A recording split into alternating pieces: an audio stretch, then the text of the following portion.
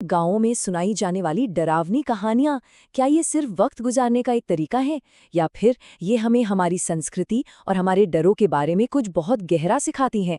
आज हम एक ऐसी ही कहानी की परतें खोलने जा रहे हैं। ये कहानी है छलावे की, और हम जानेंगे कि कैसे ये लोक कथाएं डर, सस्पेंस और हकीकत को एक दूसरे में बुनती हैं। तो कहानी की शुरुआत होती है डोंगीला गांव से, और रात है अमावस की। मतलब घना स्याह अंधेरा और एक ऐसी खामोशी जिसे सिर्फ हवा की सरसराहट या फिर दूर से आ रही कुत्तों के भौंकने की आवाज ही तोड़ रही है। माहौल ऐसा है जैसे मानो डर खुद सांस ले रहा हो। और ठीक इसी माहौल में कहानी का सबसे बड़ा सवाल हमारे सामने आता है। क्या होता है जब मजबूरी किसी इंसान को एक ऐसे खतरे के सामने ला खड़ा करे जिससे दूर रहने की उसे बचपन से चेतावनी मिली हो? बस यही वो कश्मकश है जिसका सामना हमारा हीरो भोला करने वाला है। तो चलिए शुरू करते हैं कहानी के पहले हिस्से से, अमावस की रात। यहाँ हमारी मुलाकात होती है भोला से, लेकिन उसकी पत्नी सुमन की डरी हुई आवाज के जरिए। वो भोला से जंगल ना जाने की मिन्नत कर रही है, और सुमन की आवाज में जो डर है ना, वो साफ साफ बता रहा है कि कुछ बहुत बुरा होने वाला है। अब भोला की दुविधा देखिए, मतलब एक बहुत मुश्किल फैसला है। एक तरफ है परिवार का पेट और दूसरी तरफ अपनी जान का खतरा। अगर वो घर पर रुकता है तो बच्चे भूखे सो जाएंगे, और अगर जंगल जाता है तो उसे उस अनजाने डर का सामना करना पड़ेगा जिसकी बातें पूरा गांव करता है। असल में यही तो वो लड़ाई है, गरीबी और सुरक्षा के बीच की, जो अक्सर ऐसी कहानियों की जड़ होती है। और जैसा कि होना था, भोला ने चेतावनियों को अनसुना कर दिया, पर अब जंगल उसे अपनी सबसे डरावनी हकीकत दिखाने वाला था। कहानी अब उस मोड़ पर पहुंच रही है जहां हमारी मुलाकात उस शक्ति से होगी जो जंगल में भोला का इंतजार कर रही है, यानी जंगल के छलावे से। देखिए, कहानी में सस्पेंस कितनी खूबसूरती से बनाया गया है। सीधे सीधे कोई राक्षस सामने नहीं आता, बल्कि गांव की चाय की दुकान पर बैठे बुजुर्गों की बातचीत से धीरे धीरे डर का माहौल बनता है। शंकर काका और दूसरे बड़े बूढ़े सब उस रात के अजीब संकेतों को लेकर बहुत फिक्रमंद हैं। और तभी उस चाय की दुकान पर उस अनजाने डर को एक नाम मिलता है, छलावा। एक बुजुर्ग कहता है कि आज जैसी अमावस की रात में ही वो रास्तों पर भटकता है। बस यहीं से उस नाम के साथ जुड़ा खौफ कहानी में धीरे धीरे उतरना शुरू हो जाता है। बात यहीं खत्म नहीं होती। डर तो तब और बढ़ जाता है जब एक दूसरा गांव वाला बताता है कि ये छलावा अपना रूप बदल सकता है, किसी भी इंसान का रूप ले सकता है। अब जरा सोचिए, ये सिर्फ एक दानव नहीं है, ये तो एक ऐसा डर है जो दिमाग से खेलता है, जो अपनों को ही अपने खिलाफ इस्तेमाल कर सकता है। तो आखिर ये छलावा है क्या? देखिए, इसके नाम का मतलब ही है धोखा या भ्रम। ये उत्तर भारत की लोक कथाओं का एक ऐसा जीव है जो किसी के भी भरोसेमंद इंसान का रूप धर लेता है और फिर उसे अपने जाल में फंसाता है।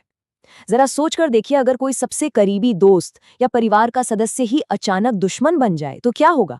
बस यही है छलावे का असली खौफ। और अब जब हम ये जान चुके हैं कि खतरा असल में है क्या, तो हम कहानी के सबसे खौफनाक हिस्से पर पहुंचते हैं, भोला का सामना। छलावे का हमला कोई मामूली हमला नहीं है, ये बहुत सोचा समझा है। देखिए कैसे। पहले वो भोला के सबसे बड़े भरोसे, उसकी पत्नी सुमन का रूप लेता है, पर उसकी आंखों में प्यार नहीं, सिर्फ एक ठंडी अजनबी सी मुस्कान है।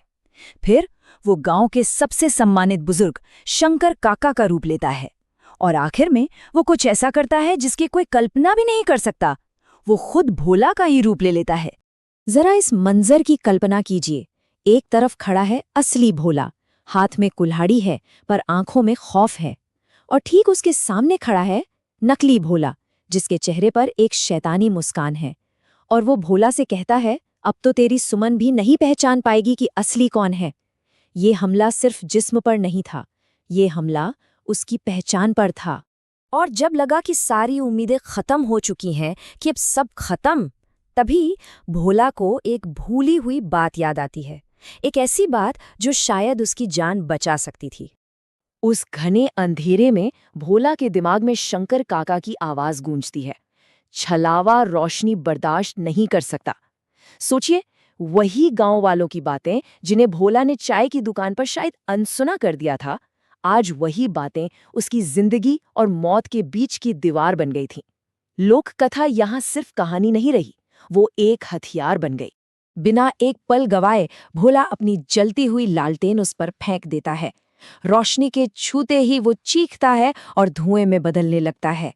लेकिन ये जीत अभी अधूरी थी, क्योंकि वो छलावा जाते जाते एक वादा कर गया। एक ऐसा वादा जो अगली अमावस को और भी बड़े खतरे के साथ वापस आने का था। अगली सुबह जब गांव वाले भोला को ढूंढते हुए जंगल पहुंचे, तो वो उन्हें थका हारा और लगभग बेजान सा मिला। हाँ, उसकी जान तो बच गई थी, लेकिन उसके मन में एक डर हमेशा के लिए घर कर चुका था। तो इस पूरी खौफनाक रात और इस कहानी से आखिर हम सीखते क्या हैं? चलिए अब इसके सबक को समझते हैं। देखिए, ये कहानी हमें कई बहुत जरूरी बातें सिखाती है। सबसे पहली तो ये कि लोक कथाएं सिर्फ कहानियां नहीं होती, बल्कि मुश्किल समय में बचने का एक गाइड भी हो सकती हैं। दूसरी बात ये सामने आती है कि कैसे गरीबी और मजबूरी इंसान को जानलेवा खतरों में ढकेल देती है।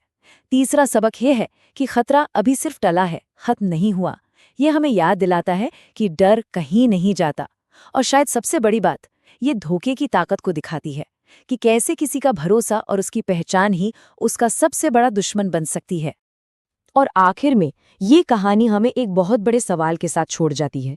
छलावे ने वापस आने का वादा किया है ना, तो अगर लोक कथाएं यानी गांव के लोगों की कलेक्टिव मेमोरी ही असली हथियार है, तो अब सवाल ये है कि गांव वाले अगली बार क्या तैयारी